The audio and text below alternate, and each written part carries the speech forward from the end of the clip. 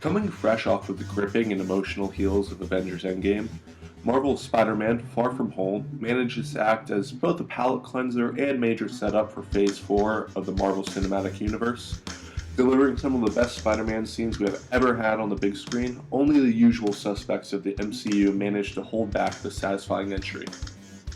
Far From Home opens with an awkward Peter Parker still trying to figure out his path after the tragic events of Avengers Endgame. Spoiler alert, but I mean, come on.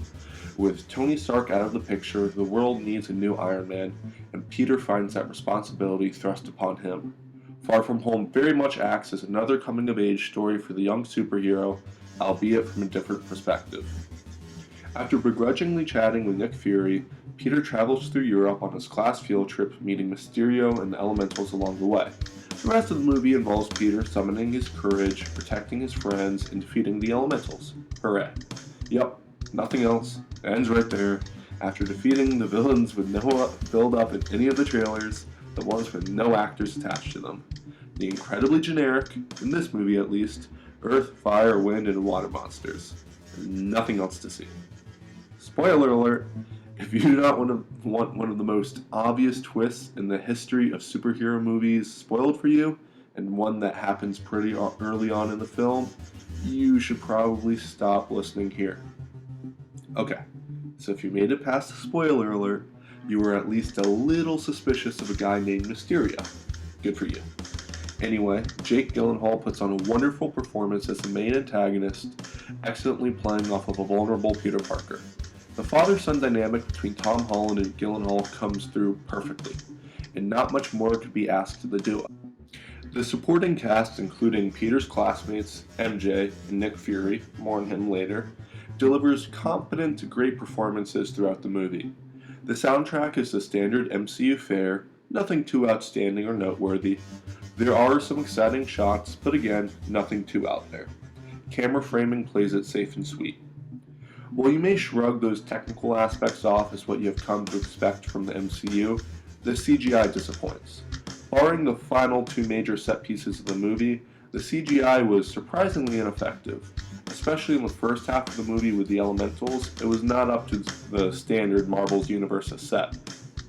Several shots of Spider-Man swinging into frame looked flimsy and weightless, with other similar scenes receiving the same treatment. Far From Home manages to pull all the effects together for the final act, and what an amazing, gorgeous, psychedelic finale it is, but the first half could have used more of the budget. Continuing this first versus second half trend, the former also delivered most of the unfortunately poor jokes. Many MCU movies use quips as a crutch since they lack situational comedy, but Far From Home packs plenty of legitimately funny moments on its own.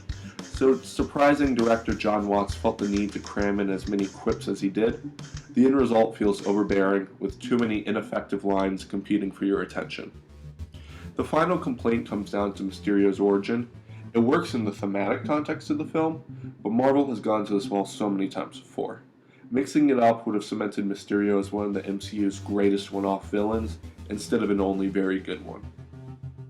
Of course, you will also want to stay for the two, one mid and one post, after credit scenes. Out of all the MCU post-credit scenes, these probably had the largest direct impact on the film they were attached to.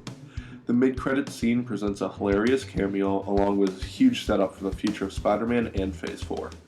The post-credit scene delivers further Phase 4 setup and possibly some Captain Marvel sequel setup, while also retroactively fixing some performances from earlier in the film. Whether it was entirely intentional or not, Samuel L. Jackson's portrayal of Nick Fury becomes drastically better after watching the post-credits scene. Overall, Spider-Man Far From Home delights. Minor technical and quipping issues do not hold back the shine of Marvel's most popular comic book hero. With excellent chemistry between the leads, legitimately well-done situational comedy, breathtaking third-act set pieces, and a bizarrely accurate portrayal of modern high school students, you cannot help but smile through to the end. Far From Home is easy to recommend to MCU diehards and casual moviegoers alike, more so than most recent Marvel films. With all that said, Spider-Man Far From Home gets an 8 out of 10.